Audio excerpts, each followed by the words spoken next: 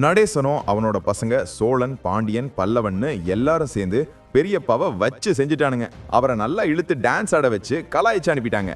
அதுக்கப்புறம் எல்லாரும் பொங்கல் கொண்டாடத்துக்கு ரெடி ஆகுறாங்க. பொங்கல் கொண்டாட என்ன பண்ணலாம்னு நிலா கேட்டதுக்கு, கடையில பொங்கல் வாங்கிட்டு வந்து சாப்பிட்டுட்டு தூங்கிடுவோம்னு நடேசன் சொல்றான். இந்த வருஷம் அப்படியெல்லாம் பண்ண முடியாது, நம்ம வீட்லயே கிராண்டா செலிப்ரேட் பண்ணுவோம்னு நிலா சொல்லியிருக்கா. சரி, பொங்கலை எப்படி செலிப்ரேட் பண்ணணும்னு எல்லாரும் கேட்கறாங்க. நிலா என்னெல்லாம் வாங்கணும்னு லிஸ்ட் போடுறா. உடனே சோழன் இதுதான் சான்ஸ் நினைச்சு நிலா கிட்ட நானும் நீயும் போய் பொங்கலுக்கு தேவையான சாமானெல்லாம் வாங்கிட்டு வந்துடலாம்னு சொல்றான். நிலாவுக்கு சோழனை பிடிச்சிருக்கிறதால அவளும் ஓகே சொல்லிட்டா. அப்புறம் 2 பேரும் காரை எடுத்துக்கிட்டு பொங்கல் சாமான் வாங்க போறாங்க. இன்னொரு பக்கம் பாண்டியன் கடையில வேலை பார்த்துக்கிட்டு இருக்கான்.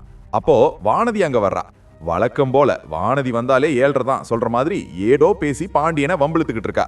பொங்கலுக்கு எனக்கு ஏதாவது கிஃப்ட் வாங்கி கொடுன்னு வானதி கேட்கிறா. அதுக்கு பாண்டியன் என்ன வாங்கி கொடுக்கணும்னு கேட்கறான். கிஃப்ட் எல்லாம் நீ தான் வாங்கணும்னு சொல்ல, அதுக்கு அவன் நான் வேணும்னா கரும்பு பொங்கல் பானை வாங்கி தரட்டுமான்னு நக்கலா பேசிட்டு இருக்கான். அப்போ வானதியோட மாமா அந்த வழியா போறாரு. அவரு வானதியும் பாண்டியனும் பேசிக்கிட்டு இருக்கிறத பார்த்துட்டு நேரா வீட்டுக்கு போனதும் வானதியை பத்தி தான் பேசுறாரு. அந்த பையன் நல்ல பையன்னு நீங்களே சொல்றீங்க, அப்புறம் என்ன அந்த பையனுக்கே கல்யாணம் பண்ணி வச்சிட வேண்டியதானேன்னு பேசிக்கிட்டு இருக்காரு.